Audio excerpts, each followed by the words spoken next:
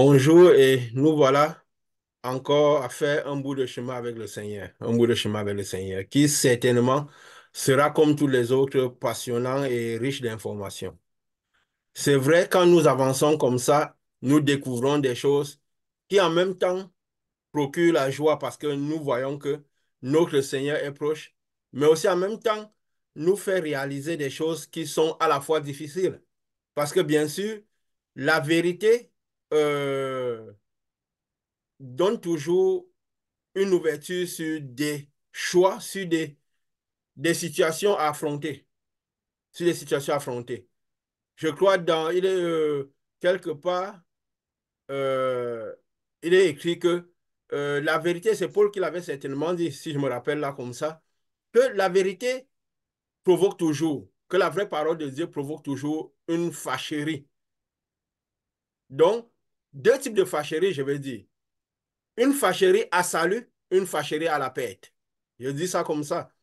Parce que quand on découvre la vérité de Dieu, de la parole de Dieu, elle divise moins les jointures, mais elle provoque une certaine situation dans le cœur qui peut nous pousser à gagner beaucoup plus de lumière, avancer plus vers Dieu, à réaliser. Parce que la vérité lève les voiles sur beaucoup de choses. Donc, où on peut affairer encore beaucoup de Dieu, ou elle peut nous amener à chuter aussi. Parce qu'elle provoque toujours, la vérité de Dieu divise toujours moins les jointures. Donc, elle vient toujours créer une certaine séparation. Ténèbres, lumière, aussi vérité et ce qui n'est pas vérité. Et justement, tout ce que nous découvrons crée un peu cela en nous, parce qu'elle nous ouvre les yeux plus sur les choses de la vie, les choses de notre présent. Nous voyons un peu plus clair les situations et nous pouvons analyser de manière un peu différemment, quoi. Et cela, certainement, ça, c'est pas toujours quelque chose de très confortable. Comme quand Jésus est apparu à Jean, à l'Apocalypse, il lui a dit, mange la parole. Quand il lui a dit d'avaler la parole, il lui a dit, ça sera doux dans ta bouche. Ça sera doux dans ta bouche quand tu en parleras, quand tu l'annonceras, quand tu la manifesteras. Mais elle provoquera de l'amertume dans tes entrailles. La véritable parole de Dieu parfois provoque de l'amertume dans les entrailles. Pourquoi l'amertume? Parce qu'on réalise, elle nous ouvre sur le monde. Elle ouvre nos yeux pour qu'on voit mieux les choses. Alors automatiquement, ce qu'on voit parfois crée de l'amertume à l'intérieur de nous. Et cela doit arriver, cela doit arriver. Et justement, quand nous découvrons les choses, c'est un peu ce qui se passe, quoi. C'est un peu ce qui se passe. Nous avons parlé longtemps, je vais commencer comme ça, un peu parce que nous avons terminé la fois passée, quand nous parlions un peu des luminaires, de l'esprit des luminaires, l'esprit des prophètes originaux. À l'époque, quand nous étions un peu éloignés de ce voyage, nous voyons d'une certaine manière, nous avions dit Moïse et Élie étaient gardés pour la fin. Ils étaient ces deux luminaires, ces deux oliviers qui devaient venir à la fin. Mais là, Dieu nous révèle que l'esprit des luminaires a été toujours sur terre, a été toujours présent, ainsi que l'esprit des prophètes originaux. Que cela a toujours été présent sur terre. Et parce que ça a été présent sur terre, ces esprits traversent les générations. Et selon la mission est plus ou moins la même. Ça veut dire présider le jour et la nuit. Recevoir la lumière de Dieu et l'éparpiller dans le monde. Comme Jésus avait dit à Pierre, paie mes brebis. Ça veut dire, tu seras celui qui recevra du ciel et tu donneras aux brebis. Tu donneras aux brebis. Donc, tu seras un peu le pourvoyeur de lumière. Le pourvoyeur de lumière. Et nous avons découvert que toutes ces choses sont quoi? Des fonctions. Ce sont des fonctions. Donc, les différentes fonctions qui passent de travers les générations. Donc, au-delà des humains, des hommes qui passent à travers les générations, de Moïse et Élie qui sont gardés pour la fin, ce sont les fonctions. Ce sont les fonctions qui sont gardées, qui passent toujours. Et certains hommes héritent de ces fonctions-là. Ces différentes fonctions, parce que nous avions dit que même Lucifer, que quand nous sommes dans le ciel, nous n'avons plus de nom. Donc, ça veut dire quoi? Ce sont des fonctions, donc des localités, des fonctions qui passent à travers les générations. Qui passent à travers les générations. Et les êtres humains, ceux qui referment ces fonctions-là, je vais essayer d'expliquer un peu. Quand peut-être, parce que sinon on se dirait, parce que ça peut venir automatique, se dire, mais il y a eu plusieurs Jésus, il y a eu plusieurs Lucifer, je veux dire, et tout, plusieurs Yahushua. Non, ce n'est pas le cas. Ce n'est pas le cas. Nous avions un peu expliqué comment l'esprit, comment les choses se passent. Nous venons tous, comme Dieu nous a révélé, d'une étoile particulière. Donc, quand nous venons de cette étoile qui est constituée par l'esprit humain de la personne. Donc, quand le souffle de vie vient au contact de la chair, l'âme est créée. Donc, l'âme est créée. Et l'âme est créée. Et l'âme est, notre esprit est enveloppé. Donc, l'âme est ce souffle de vie. Ce souffle de vie qui rend notre âme vivante. Quand nous recevons le Saint-Esprit, ce souffle de vie déjà dépend de l'endroit où nous sommes sortis. Si nous sommes sortis d'une dimension spirituelle beaucoup plus grande, notre âme aura beaucoup d'esprit. Notre âme aura beaucoup d'esprit. Mais le Saint-Esprit vient justement pour révéler cette âme-là, pour révéler la mission qui est sur cette âme-là. Donc, quand nous sortons, peut-être que, voilà, si nous sommes peut-être que des prophètes originaux ou peut-être que d'un certain luminaire, le Saint-Esprit qui vient révèle cela. Et nous pouvons manifester cette fonction-là. Nous pouvons manifester cette fonction. Et maintenant, selon la chair que nous avons, nous manifestons cette fonction au mieux. Parce que le but de tous ceux qui reçoivent cette fonction, c'est quoi? C'est exercer dans ce qui est prévu sur la vie des luminaires. Parce que les luminaires, c'est un peu comme des lumières qui doivent éclairer le monde. Les luminaires et les 12 originaux, c'est un peu comme des lumières qui doivent éclairer le monde. Donc les 12 à travers la lumière du luminaire. Nous avons vu l'organigramme qui était dans le ciel, celui qui doit être normalement sur terre. Parce que c'est comme ça que le monde spirituel se transmet. Le monde spirituel ne se transmet que de cette manière. Et, et quand nous recevons cette fonction-là, le travail est le même. Paul avait dit une chose, que Jésus était un homme comme nous. Pourquoi? Mais Jésus, lui, parce qu'il devait faire cette fonction, et il sachait être préparé de manière différente. Parce qu'il avait, le but de ces luminaires, c'est quoi? C'est réaliser la même chose. Permettre le transport du peuple vers le Jourdain. Mais par rapport à comment les luminaires ont été constitués sur terre. Parce que l'esprit que Jésus avait sauté aussi d'une certaine position. Mais seulement cet esprit avait beaucoup, cet esprit avait une grande quantité d'esprit de souffle à la base. Nous avons parlé un peu de la conception de Jésus. Mais comme aussi sa chair était conçue de manière différente, alors lui pouvait traverser ce voile-là. Il pouvait traverser ce voile-là. Parce que le Saint-Esprit descendait sur lui, il allait avec une grande quantité d'esprit qui permettrait de traverser ce voile-là. Alors que les autres luminaires, peut-être que ne pouvaient pas. C'est pourquoi Moïse, par exemple, qui était fait de manière différente, n'a pas pu traverser ce voile. Ça symbolisait aussi le fait que, avec la chair comme nous sommes constitués, parce que nous avons vu que Jésus était constitué de manière différente. La chair que nous sommes, il y a certaines situations que nous ne pourrons pas faire. Parce que tout dépend toujours quoi? De la quantité de lumière, la quantité d'iniquité que nous avons, la quantité de lumière, parce que c'est la quantité de lumière qui permet de manifester dans le spirituel. Les prophètes d'avant, qu'ils soient l'esquisse de l'esprit luminaire ou l'esprit des 12 seulement, ou qui se soit développé, quand l'esprit descendait, le Saint-Esprit descendait sur eux. À cause de leur constitution physique, l'esprit ne pouvait pas rester à l'intérieur d'eux. Mais jusqu'à Moïse, l'esprit restait beaucoup sur lui. Il était exposé à Dieu. Mais déjà parce que lui, il avait une préparation aussi particulière, il pouvait avoir beaucoup de cette lumière sur lui. Il avait beaucoup de potentialité. Mais l'esprit ne rentrait pas à l'intérieur. Parce que le corps ne pouvait pas recevoir cette quantité de lumière. Elle désintégrait le corps. Le seul dans lequel cet esprit a pu rester, c'était Jésus. Parce qu'il a eu une préparation particulière de son corps, de sa chair. Donc, il était totalement nettoyé. Alors, cet esprit pouvait rentrer à l'intérieur de lui. Parce que devons comprendre les choses. Parce que ce ne soit pas comme de la science-fiction, des choses qu'on ne comprend pas ce qui se passe. Parce que Dieu a eu à cœur de révéler les choses, les mystères cachés. De comment nous disons souvent ici que, ici nous révélons un peu une spiritualité pratique. Afin qu'on avance en comprenant toutes les étapes, tout ce qui se passe réellement dans le spirituel, quoi. Parce que nous allons commencer un voyage qui se fera de manière d'abord physique, comme Jésus l'a entrepris. Alors maintenant, la lumière de Dieu étant proche de nous, nous pouvons comprendre les choses de manière beaucoup plus claire et expliquer tous ces phénomènes spirituels de manière pratique pour que la lumière soit faite. Sinon, on ne comprendra pas pourquoi Paul dit, par exemple, Jésus était un homme comme nous. On comprendra pourquoi Paul peut dire, Paul qui avait de grandes connaissances, il peut faire une déclaration pareille.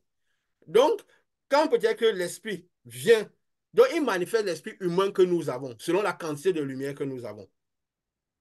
Et quand même Jésus est venu voir Paul, en fait, quand il disait à Paul, il a parlé, il a dit, pourquoi persécutes-tu les Juifs et tout? En fait, il vient de donner juste à Paul, faire comprendre à Paul quelle est sa mission, ce qu'il y a sur sa vie. Parce que même le Saint-Esprit un peu vient révéler. Le Saint-Esprit, c'est une fonction en quelque sorte. C'est une grande lumière, mais qui nous donne une certaine mission. Ouais, tout ça, c'est des fonctions qui permettent à notre esprit humain d'exprimer au mieux ce que l'esprit humain avait déjà à l'intérieur. Parce que l'esprit humain était enveloppé, l'esprit humain, pour dire, l'âme était enveloppée d'une certaine quantité d'esprit pour que nous puissions manifester au mieux. Le Saint-Esprit, c'est une grande lumière, comme nous avons dit, une fonction. Et dans cette fonction, il y a beaucoup de...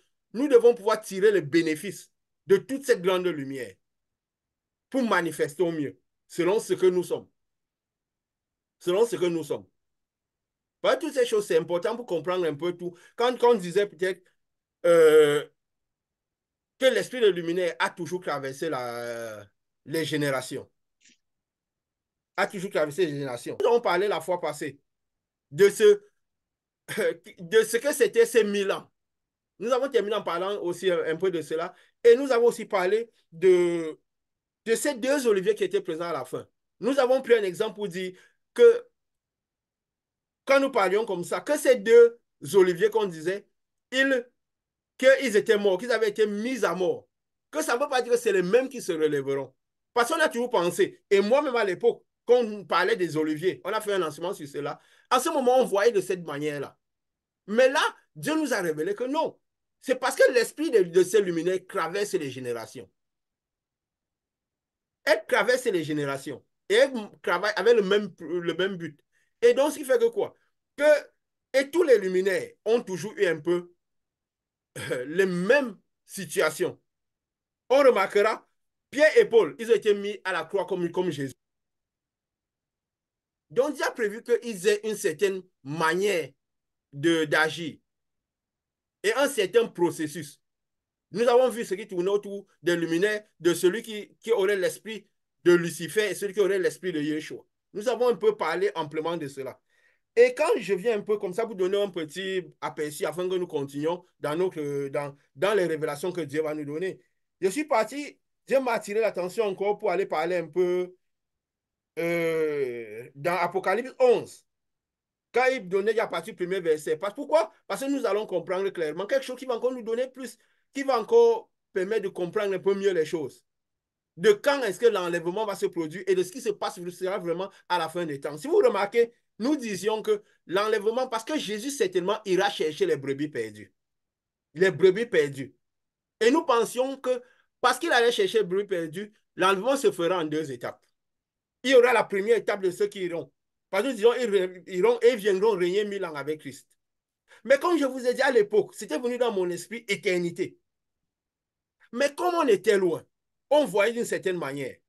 Je n'ai pas, peut-être qu'il n'était pas donné de comprendre cela plus clairement à cette époque. Donc, ce qui fait que, parce que Dieu sait comment il garde ces informations. Nous sommes déjà à la fin, nous sommes vraiment à la fin. Alors, les choses sont de plus en plus claires. Donc, elle avait dit éternité. Nous disions que Dieu devait venir pour régner 1000 ans avec les premiers qu'il devait prendre, pour aller chercher les brebis perdues. Mais quand Dieu nous a parlé tout dernièrement des luminaires, de l'action des deux oliviers, que les deux oliviers sont que l'esprit des oliviers, des oliviers qui sont ces des luminaires traverse des générations.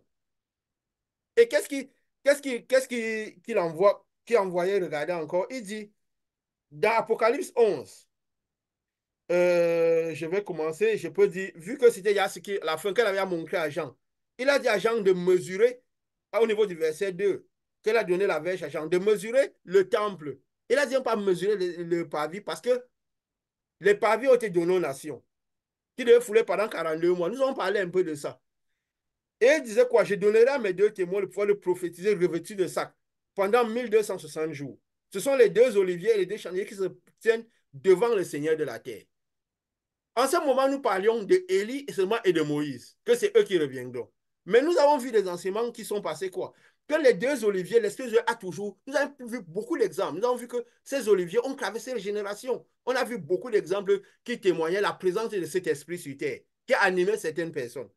Et nous sommes arrivés jusqu'à dire que quand peut-être que, et nous avons remarqué que ce n'est pas seulement ceux-là qui ont été, que quand peut-être que ces oliviers qui se relèveront, ça ne veut pas dire que c'est ceux qui mourront, parce que Pierre et Paul, par exemple, ont été mis à mort. Leurs corps, ils ont été exposés. Donc, ce qui fait quoi? Il y a beaucoup qui vont arriver. Mais la connaissance de cela, encore, je peux dire, raccourcir les distances. Il a dit, ils ont le pouvoir de fermer le ciel, afin qu'il ne tombe point de pluie pendant le jour de leur prophétie. Ils ont le pouvoir de changer les eaux en sang, de frapper la tête toute espèce de plaie, chaque fois qu'ils le voudront. Nous avons vu que c'était Moïse et Élie qui le faisaient. Mais nous avons remarqué aussi que Jean avait l'esprit d'Élie sur lui. Moïse aussi, Jésus, c'était comme Moïse avait dit, Dieu enverra un prophète comme moi, dont le prophète avait la même mission.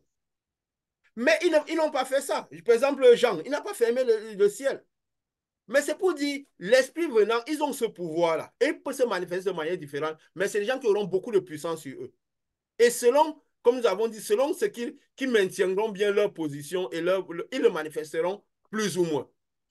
Donc, ça veut dire que celui qui sera mis à mort, ce n'est pas dit que c'est ceux qui se relèveront pour donner le message.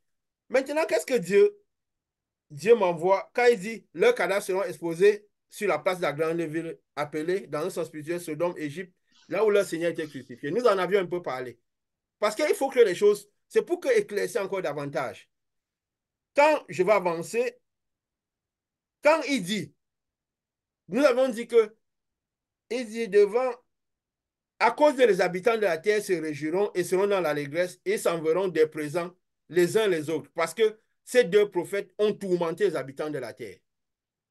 Parce que quand il dit ces deux prophètes, c'est quoi? L'esprit de ces prophètes. Parce que tous ceux qui ont l'esprit des luminaires, leur action, leur message, étant des messages très profonds et tout, c'est des gens qui ont créé beaucoup de chaos. Comme vous voyez peut-être que quand Paul allait partout, il persécutait les gens, on dit qu'il amène une nouvelle doctrine, on ne comprend pas ce que c'est. Ça crée du trouble. De la même manière que Jésus, par exemple, ça crée du trouble. Ça crée des révoltes. Comme il était dit de Jésus, qui sera sujet de révolte, sujet de contradiction? Sujet de révolte. Et il a été cela. Et Paul était cela. Pierre même était cela. C'est pourquoi il subissait tout cela. Et leur message dérangeait les gens. Ils étaient sujets de trouble. Et il dit quoi? Quand il dit après les 3 jours et demi, un esprit de vie venant ancrer en eux, ils se tiennent sur leurs pieds, une grande plainte s'empara de ceux qui les voyaient. Nous avions dit la fois passée, parce que Dieu nous a révélé, que que peut-être certains ont été mis à mort, certains, il veut dire quoi à la fin des temps? Il y a 2 autres Olivier qui vont se révéler, avec la même mission. Donc, elles se tiennent sur les pieds, ça veut dire quoi? 2 autres Olivier vont se révéler, parce que vu qu'ils passent de génération en génération, et, et quand il est écrit, ils se tiennent sur leurs pieds, une grande crainte s'empara de ceux qui les voyaient. Ça veut dire que quoi? Le message qu'ils donneront lèvera le voile sur beaucoup de choses. Alors, beaucoup comprendront un peu le message, verront les choses de manière différente. Et ils entendirent du ciel une voix qui leur disait, montez ici. Et montaient au ciel dans la nuit et leurs ennemis les virent. Dieu nous a révélé la fois passée qu'en fait, il s'agissait là de l'enlèvement. Parce que l'enlèvement ne pourra pas en plusieurs étapes. Paul avait dit quoi? Personne ne dévancera l'autre. Ça veut dire que tous iront de la même manière, au même moment. Donc, il n'y aura pas plusieurs enlèvements. Ils ne dévanceront pas d'autres. Personne ne dévancera l'autre. Donc, qu'est-ce qui se passe? Comme nous avions dit, quand nous recevons le Saint-Esprit, nous recevons déjà, c'est aussi une mission que nous recevons, hein, recevoir le Saint-Esprit. Donc, c'est toujours une fonction. Parce que nous devons recevoir cette mission-là et pouvoir, quand Jésus a dit à Paul, je te montrerai que, quand il vient, il demande à Paul, pourquoi me persécutes-tu? Paul allait persécuter les Juifs. Il illustrait un peu tous les gens qui persécutent, parce que quand cette question-là est posée à tous ceux qui reçoivent le Saint-Esprit, peut-être que selon la quantité de lumière qu'ils reçoivent. Pourquoi? Parce que, vous voyez, ceux qui mènent leur vie n'importe comment, ils persécutent les Juifs. C'est pourquoi nous disons que quelqu'un qui a reçu le vrai Saint-Esprit ne peut pas persécuter un autre qui a le Saint-Esprit. Il ne peut pas être un obstacle parce que quand nous recevons le Saint-Esprit, seulement l'idée que quelqu'un s'approche du Saint-Esprit, c'est quelque chose qui nous réjouit le cœur. Quand nous sentons qu'une âme peut recevoir le Saint-Esprit, peut être sauvée. Et ce qui fait que même si on est en train de persécuter les Juifs, une fois le Saint-Esprit se présente, une fois la lumière de Dieu se présente sur nous, on arrêtera de persécuter les Juifs. On changera de cap totalement. Peut-être on commencera par être persécuté comme Paul s'est passé avec Paul. Donc c'est toujours le même message qui arrive à tous ceux qui voient cette lumière-là. Surtout qu'ils reçoivent la lumière et la parole. Parce que il y a la lumière et la parole, selon la dimension de parole. Il y a des gens qui peuvent voir la lumière parce qu'ils ont vu la puissance de Dieu, la manifestation de Dieu. Nous avons même vu dans nos interactions que des gens voient même le pouvoir de Dieu, ça ne suffit pas pour que les convaincre, à transformer leur parole, à transformer leur truc. Parce que le Saint-Esprit, le vrai, vient avec la lumière et la parole. Et celui qui reçoit le Saint-Esprit reçoit et la lumière et la parole, c'est-à-dire et le pouvoir de Dieu et la parole qui va avec. Pourquoi me persécutes-tu? Et il va arrêter de persécuter si c'est le Saint-Esprit. Il va changer de cap. Nous avons vu justement des gens qui reçoivent la lumière. Ça veut dire qu'ils voient la lumière, ils voient le pouvoir de Dieu. Ça ne suffit pas pour les convertir. Pourquoi? Parce que la parole n'est pas dans cette lumière. La parole reste de celui qui manifeste la lumière et la parole. Paul, lui, a vu la lumière et la parole. C'est pourquoi, lui, les choses ont été totalement différentes. Nous comprenons pourquoi on peut manifester toute la puissance du monde. Mais qu'est-ce qui fait que quelqu'un peut arriver à se convertir au Saint-Esprit s'il écoute en même temps la puissance et la parole? Et s'il écoute la puissance et la parole, ça veut dire que c'est Dieu qui l'a envoyé. Ça veut dire que Dieu l'a envoyé. C'est pourquoi celui que Dieu a envoyé, le processus est fluide. Il écoutera en même temps, il verra la puissance, en même temps la parole, il écoutera la parole de l'esprit qui sort de celui qui rencontre. Ça permet aussi de comprendre un peu tous ces phénomènes spirituels, comment les choses, pour que les choses de Dieu soient plus claires, pour qu'on ne fasse plus une œuvre un peu comme science-fiction, on ne comprend pas tout ce qui se passe, les phénomènes spirituels qui se passent quand nous manifestons Dieu. Quand nous manifestons Dieu. Et Paul, il était en train, c'était quelqu'un qui avait l'amour de la vérité. Parce qu'il cherchait la vérité. C'est pour ça qu'il a eu et la lumière et la parole. Les autres juste l'accompagnaient, ils ne comprenaient même pas, ils étaient juste en train d'exécuter. Mais Paul, c'est lui qui était parti demander l'autorisation d'aller persécuter les Juifs. Pourquoi? Parce qu'il était en profonde recherche de la vérité. C'est pour ça qu'il a pu voir la lumière et la parole. Donc, quand il reçoit la lumière et la parole, il manifeste justement cette lumière et la parole qui l'accompagne.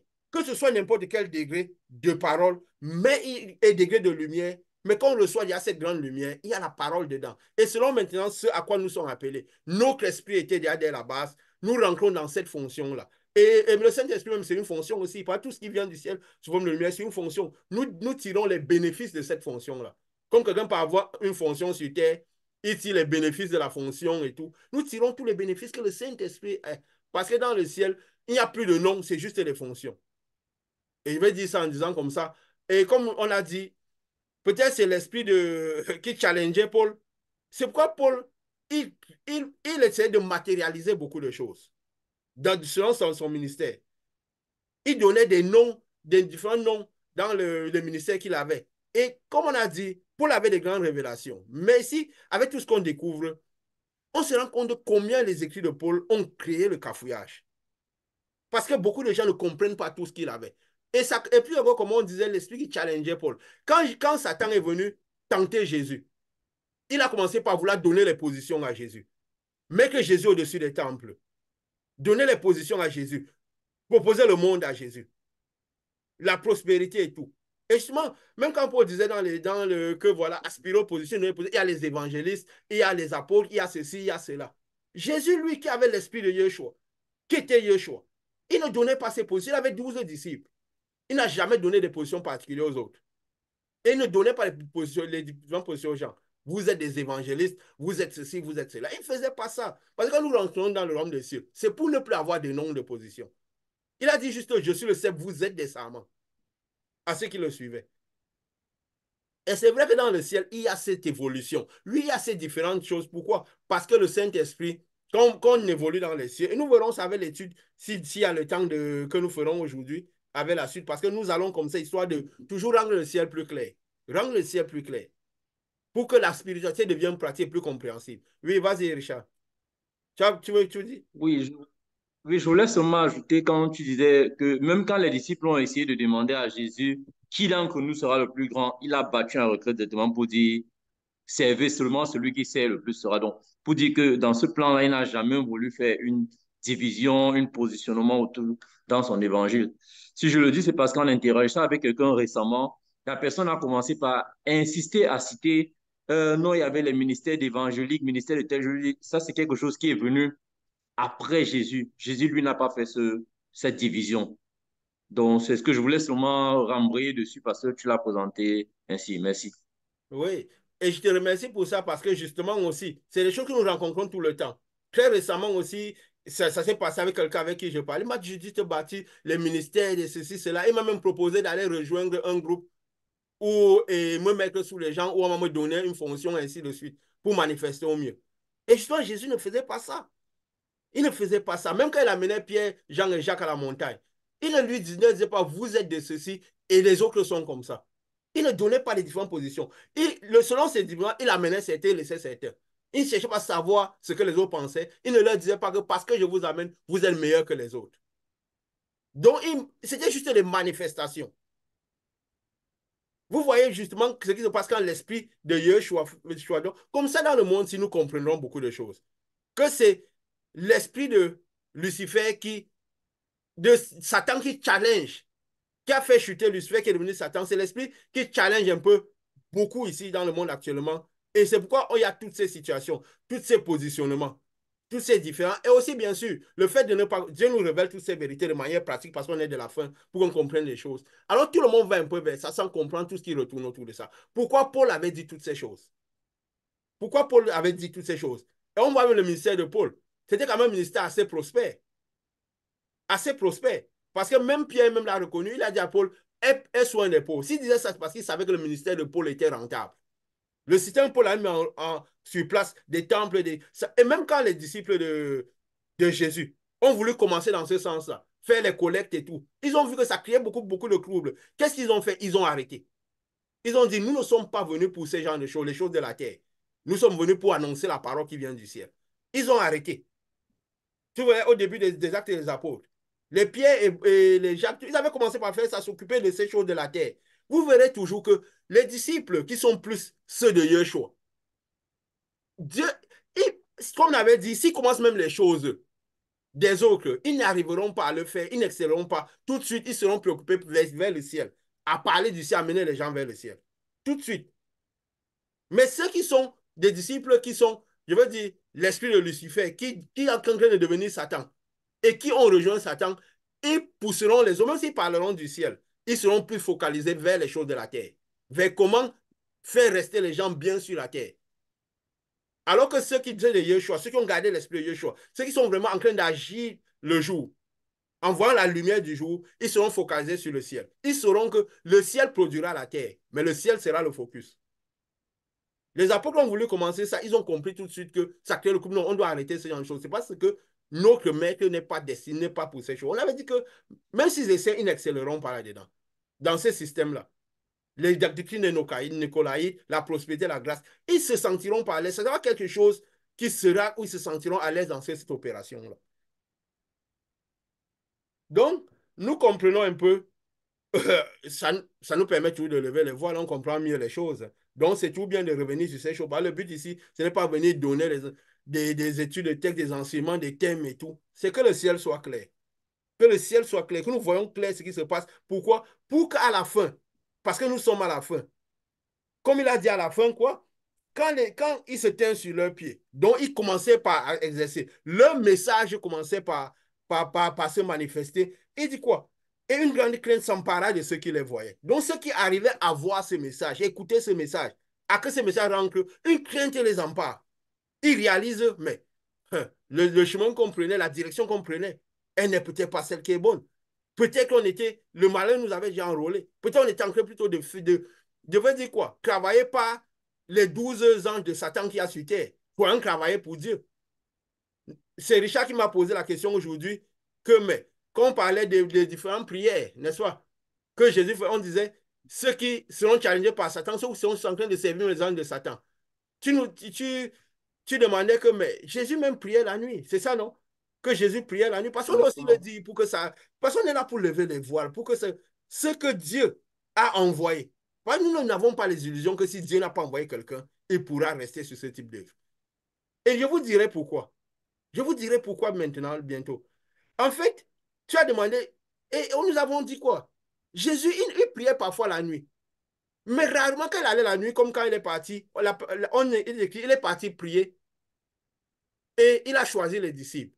On avait dit même déjà à l'époque qu'en fait, la nuit, la prière qu'il faisait, c'est quoi? Il partait observer le ciel. Nous avons vu que même les configurations du ciel, les étoiles, c'est un peu les configurations des 12 principaux prophètes et des luminaires et tout. Donc, il faisait ça, c'était quoi? Pour voir mieux le ciel. Donc, il est allé nuit pour mieux voir le ciel. Parce que le ciel se voit mieux. Parce que vu que c'est des lumières, c'est mieux clair. Il comprend mieux ce qui se passe. Et le lendemain, il est allé choisir ses disciples. Et quand il a monté à la transfiguration, c'est pourquoi cette lumière-là éclaire mieux. Et même ses prières n'étaient pas comme les prières des autres. Nous avons dit que la prière même, c'est quoi? Comme nous avions dit à l'époque, c'est une manifestation de ce que nous sommes. Ce n'est pas une posture particulière au nom de Jésus. Dieu est monté, Dieu va faire ci, Dieu. Non, la prière, c'est une manifestation de ce que nous sommes. Et déjà, on prie tout le temps. On doit tout le temps être en esprit de prière. Ce n'est pas qu'il y a un moment pour prier, c'est de Dieu prie tout le temps. Ça arrive même parfois la nuit de prier. Mais ce n'est pas qu'il y a un moment particulier où nous devons prier, où Dieu se manifeste plus qu'un autre moment. La nuit, c'est pour dormir et recevoir des messages, parfois sous sa couche, comme il se faisait avec les prophètes, avec Salomon et tout le reste. Et s'il est donné de prier la nuit, on prie, mais pas parce que c'est la particulière la nuit. Et nous avons dit clairement que c'est justement l'esprit de Satan qui challenge dans ce sens. Amen déjà fait ça parce que c'est là où ces anges déchus se manifestent le mieux. Parce qu'ils ont été déchus, ils sont ténèbres aujourd'hui, ils agissent pendant les ténèbres. Alors que ceux de Yeshua, c'est pendant la lumière du jour. Parce que c'est eux maintenant qui sont la lumière du jour qui est claire. Comme Jésus avait dit, celui qui marche pendant le jour ne craint rien parce qu'il voit la lumière du jour. Et donc, c'est un peu ça, tous ces phénomènes-là, quoi. Jésus lui priait, il manifestait ce Dieu-là. Sa prière était une manifestation de ce qu'ils étaient. Il n'était plus en train d'appeler Dieu pour faire des choses, il manifestait naturellement ce qu'il était. S'il était donné la nuit de le faire, il le faisait. Mais il avait, même dans la journée, ses prières n'étaient pas comme ceux des pharisiens et les disciples de Jean. Eux, ils avaient des jeûnes de manière différente et tout. Lui, il manifestait. La prière n'est qu'une manifestation de ce que nous sommes et de manière naturelle. Et si on voit ça de cette manière, on comprendra mieux que tout ce qui est fait, que ce soit un jour ou la nuit, il y a beaucoup de choses qui ne sont pas de Dieu. Et aussi, justement, le but, c'est quoi? De comprendre aussi clairement tout ce qui tourne autour de cet enlèvement. Parce que c'était le point crucial pour lequel Dieu m'a mis dans la tête de revenir un peu un bout là-dessus. Parce que quand il dit, une grande crainte s'empara de ceux qui les voyaient. Ils entendirent du ciel une voix qui leur disait, montez ici et montez au ciel dans la nuit. Nous avons dit que c'était l'enlèvement. Pourquoi nous disons que c'était l'enlèvement? Il n'y aura pas d'enlèvement. En fait, cela nous fait encore comprendre que les temps sont encore plus courts que jamais. Déjà avec ce que Dieu nous a montré comme des visions, des songes et l'enseignement que Dieu nous éclaire là-dessus, nous nous rendons compte que le temps est très court. Et nous nous rendons compte que les oliviers, c'est de la fin déjà, qui sont déjà en activité. Ils sont déjà en activité. Et quand il dit monter ici, pourquoi en fait les oliviers, quand ils monteront avec la population de tous ceux qui sont sauvés, de tous ceux qui ont reçu le Saint-Esprit. Parce que quand on reçoit le Saint-Esprit, comme nous l'avions dit, nous sommes déjà en quelque sorte, d'une certaine manière, en train de faire déjà le voyage. Parce que nous appartenons déjà à une quatrième dimension, une dimension déjà de la quatrième en montant. Donc, ceux qui ont le Saint-Esprit sont déjà présents. Donc, maintenant, qu'est-ce qui se passe? La population du ciel est déjà là. Donc, maintenant, c'est quoi? Le message des oliviers de la fin, en fait, c'est un peu comme, parce que c'est des messages très spirituels. Quand ils disent qu'ils ont persécuté les habitants de la terre, c'est tous les oliviers l'esprit des oliviers qui a traversé les générations, qui ont persécuté les habitants de la terre. Donc les oliviers de la fin, c'est pourquoi? C'est pour ceux, les brebis perdus, ceux qui étaient sur le chemin, qui ont reçu le Saint-Esprit et que peut-être ils n'avaient pas, ils avaient quitté le chemin. Ou peut-être que Lucifer, Satan les avait enrôlés. Alors c'est pour que ces gens de messages, c'est juste pour la poignée de ceux qui ont quitté le chemin, mais qui avaient reçu le Saint-Esprit, mais qui étaient perdus. C'est pour qu'ils puissent retrouver le chemin. Est-ce que tous écouteront ce message, retrouveront le chemin? Ce n'est pas dit. Mais c'est justement pour que la dernière poignée retrouve le chemin. Et il faut se dire, quand l'olivier monte, il monte toujours. Quand Jésus même était ressuscité, parce que ça montrait aussi un peu la résurrection, donc l'entrée dans la vie, il est monté avec une certaine quantité de personnes. Il était monté, on a dit que beaucoup de gens avaient ressuscité avec lui, n'est-ce pas? Des morts sont revenus à la vie, d'autres tout. Nous avions dit qu'en ce moment, il y a même certains que sa prédication a amené les gens du séjour des morts dans le sein d'Abraham. Mais ce que. Donc, il y a une poignée de gens qui ont resté avec lui. Donc, ce qui montre que les oliviers ne monteront pas seuls. Pourquoi? Parce que c'est des lumières qui entraînent les autres lumières pour monter. Jésus, il était un luminaire parce qu'il avait fait le passage de sa position. Il est arrivé à la place de Dieu. Et du coup, les autres luminaires, les luminaires ne partent pas seuls. Donc, les deux luminaires de la fin, il dit quoi? Une grande crainte s'empara de ceux qui les voyaient. Donc, ceux qui arrivaient à voir leur lumière, à voir la lumière, parce que ceux qui ont reçu le Saint-Esprit, ceux qui voient la lumière. Et il dit, il entendit du ciel une voix qui leur disait, montez ici. Et ils montaient au ciel dans la nuit et leurs ennemis les virent. Il n'a pas dit les autres, c'est leurs ennemis. Donc, tous ceux qui n'avaient pas reçu le Saint-Esprit, il les vit. Et il a dit à cette heure-là, il y a un grand tremblement de terre. La 10e partie avait. Et c'est là où cette lumière arrivait maintenant à créer tout ce qui se passait sur la terre de ceux qui seront restés. Il dit une grande, un grand tremblement de terre, la 10e partie de la ville tomba. 7000 hommes furent tués dans ce tremblement de terre, ainsi de suite. Et les autres furent effrayés et donnaient gloire à Dieu. Donc, quand les oliviers sont en train de monter, tout ce qui est effrayé et gloire à Dieu, c'est quoi? C'est tous ceux, les réchappés. Donc, tous ceux qui, qui, qui avaient reçu le Saint-Esprit et qui n'avaient pas. Parce que c'est tous monteront en même temps. Parce que le ciel sera retiré, tous monteront. Et qu'est-ce qui nous a encore m'a fait dire ça? C'est surtout aussi à cause des 1000 ans que Dieu a révélé. Il avait déjà dit 1000 ans, c'est l'éternité. Mais comme on était une on a vu. Donc, et on verra tout à l'heure, qu'on va voir tout à l'heure le passage de Jésus jusqu'au trône. 1000 ans. Donc, ce qui fait que. Et justement, après, qu'est-ce qu'il dit? Si on va un peu pour fermer un peu ce dossier, il dit le 7e an sonna de la trompette au verset 15. Moi, je lis comme ça, c'est juste pour que les choses soient claires. Ce n'est pas un problème de lecture, quoi.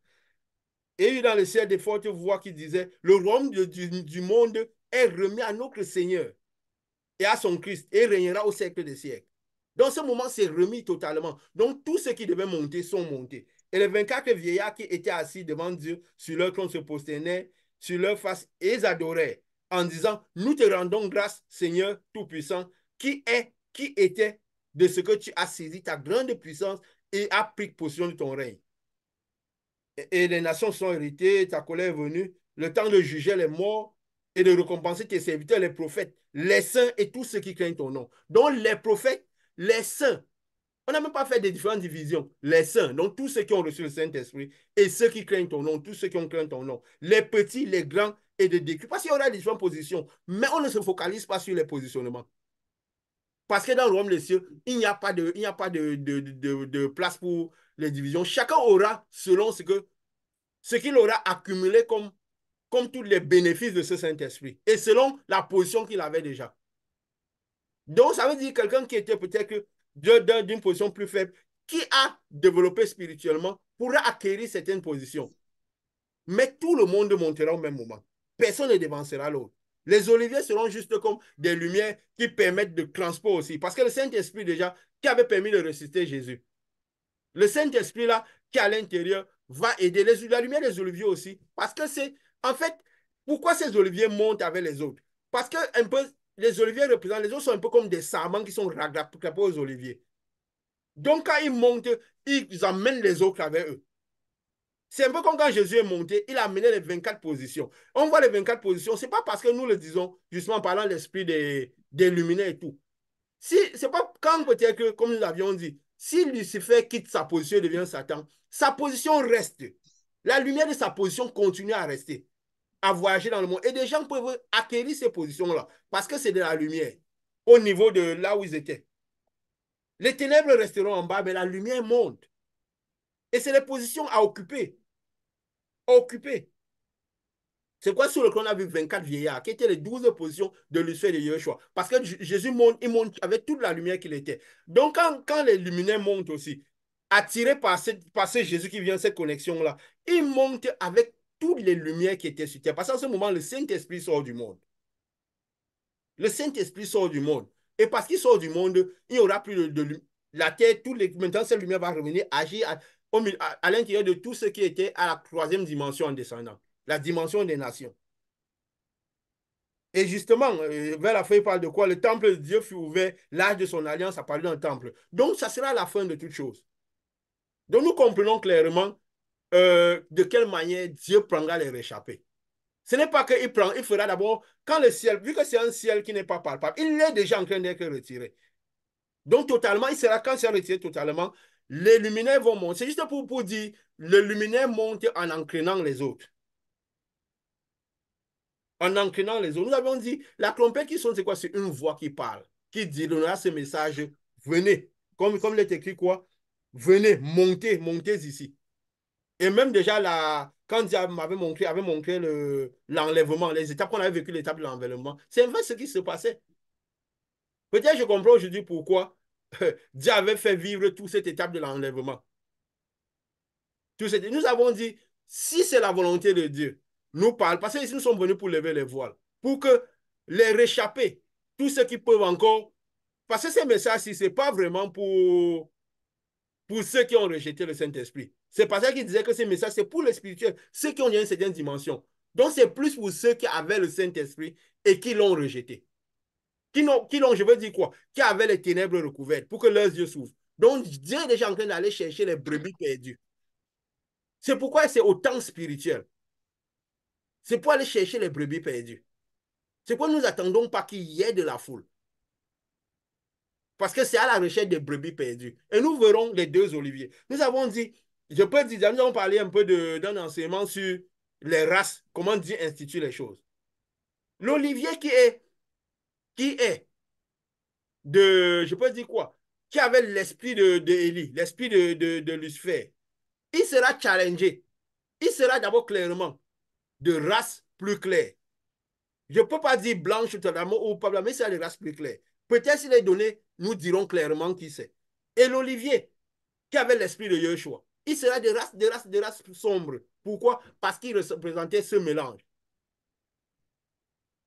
Nous avions dit un peu comment les choses se passaient, comme on étudiait, comment Dieu avait disposé les races pour illuminer les choses. Et nous verrons même leur opération. Leur opération est différente. Les deux seront challengés dans le sens d'aller vers ce que quoi?